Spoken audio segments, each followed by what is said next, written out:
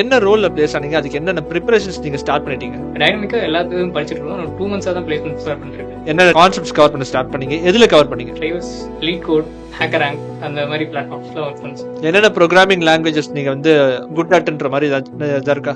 SQL and Java. There are C++ இருக்கு, Python இருக்கு. Why choose Java? Specific reason இல்ல sir. Java வந்து Hi all. So நம்மளோட mister Aditya இருக்காரு. He got recently placed in a startup. Okay. So mister Aditya பத்தி சில information நம்ம இப்போ கேட்டு தெரிஞ்சுக்கலாம். Okay. Hi Aditya. Hello sir. Okay.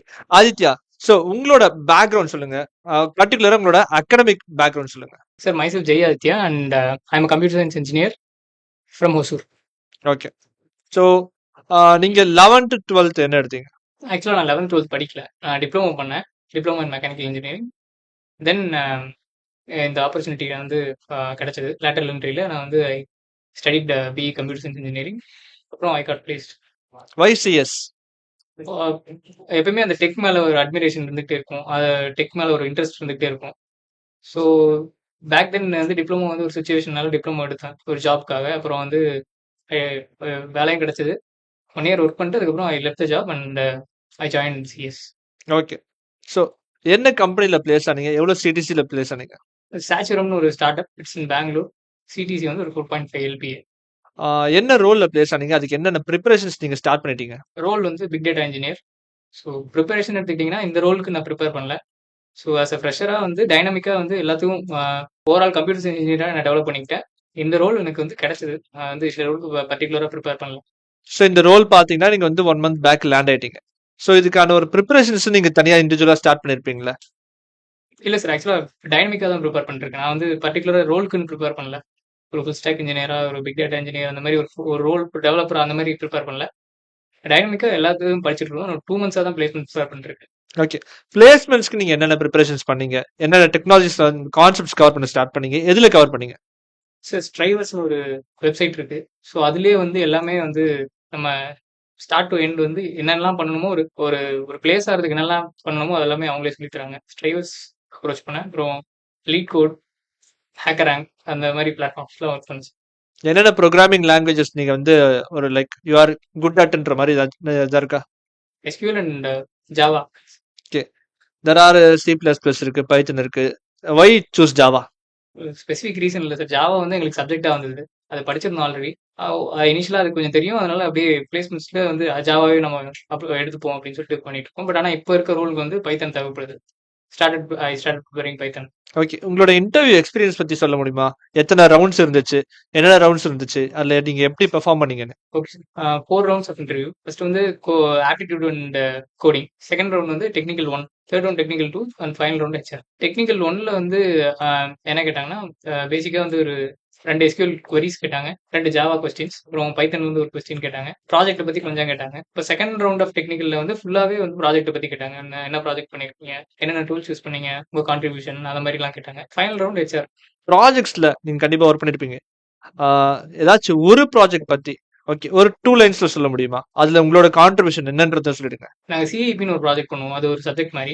அந்த ப்ராஜெக்ட் வந்து மிஷின் லேர்னிங்ல பண்ணியிருந்தோம். ஸோ பேசிக்காக ஒரு மரைன் IoT அது ட்ரோன் மாதிரி. பட் ஆனால் இட்ஸ் நாட் அ ட்ரோன். நாங்கள் வந்து ஒரு ஃபிசிக்கலாக ட்ரோனாக பண்ணல. நாங்கள் வந்து ப்ராஜெக்டாக பண்ணியிருந்தோம். ஒரு ரன்னிங் கண்டிஷனில் ஒரு ப்ராஜெக்டாக பண்ணியிருந்தோம். அது என்ன பண்ணணும்னு பார்த்தீங்கன்னா, கடலில் இருக்க இன்வேசிவ் ஸ்பீஷிஸும் நேட்டிவ் ஸ்பீஷிஸும் செப்பரேட் பண்ணுற மாதிரி சோஷியலி ஒரு ஒரு ஒரு கான்ட்ரிபியூட் பண்ணலாம் அப்படிங்கிற ஒரு இதில் பண்ண ப்ராஜெக்ட் அது.